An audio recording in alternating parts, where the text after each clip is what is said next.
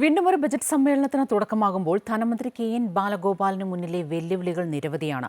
കടുത്ത സാമ്പത്തിക പ്രതിസന്ധിക്കിടെ തെരഞ്ഞെടുപ്പ് മുന്നിൽ കണ്ട് ജനപ്രിയ ബജറ്റ് അവതരിപ്പിക്കുക എന്നത് സർക്കാരിനെ സംബന്ധിച്ച് ശ്രമകരമാണ്. ബജറ്റിലെ മുഖ്യ ആകർഷണമായ ക്ഷേമ പെൻഷൻ വർധനവ് ഇത്തവണ ഉണ്ടാകാനിടയില്ല. അതേസമയം ആശ്വാസ പാക്കേജുകൾ ഉണ്ടാകുമെങ്കിലും വൻകിട പദ്ധതികൾ പ്രഖ്യാപിക്കാനും സാധ്യത കുറവാണ്. സമാനതകളില്ലാത്ത സാമ്പത്തിക ഞെരുക്കത്തിലൂടെ സംസ്ഥാനം കടന്നുപോകുമ്പോഴാണ് ധനമന്ത്രി കെ.എൻ. ബാലഗോപാൽ ബജറ്റ് അവതരിപ്പിക്കുന്നത്. വിവിധ കാരണങ്ങൾ ചൂണ്ടിക്കാട്ടി കേന്ദ്രവിഹിതം ഗണ്യമായി കുറഞ്ഞുകൊണ്ടിരിക്കുന്നു. ഗ്രാന്റുകൾ പലതും വെട്ടിച്ചുരുക്കി. സാമ്പത്തികമായി കടുത്ത പ്രതിസന്ധിയിൽ സംസ്ഥാനം നട്ടം തിരിയുമ്പോൾ ലോക്സഭാ തെരഞ്ഞെടുപ്പിനായി തയ്യാറെടുക്കുകയും വേണം. കഴിഞ്ഞ ബജറ്റിൽ പ്രഖ്യാപിച്ച പദ്ധതികൾ പലതും പാതിവഴിയിൽ കിടക്കുന്നു. പ്ലാൻ ഫണ്ടിലെ തുക പകുതിയിലേറെ ചെലവഴിച്ചിട്ടില്ല.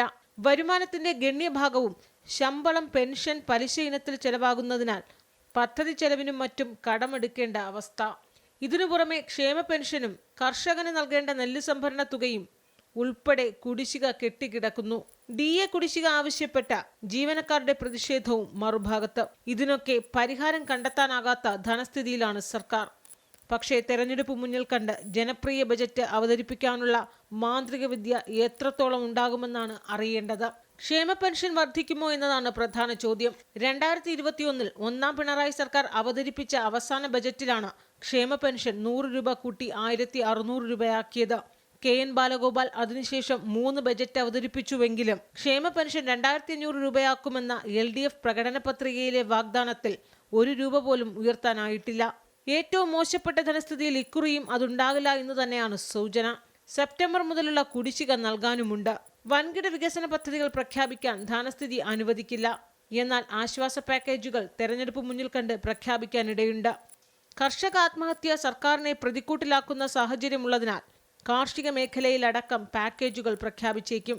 സപ്ലൈകോയിൽ സബ്സിഡി സാധനങ്ങൾ പലതും കിട്ടാനില്ല എന്ന ആക്ഷേപം മറികടക്കാൻ സപ്ലൈകോയ്ക്ക് കൈത്താങ്ങുണ്ടാകും.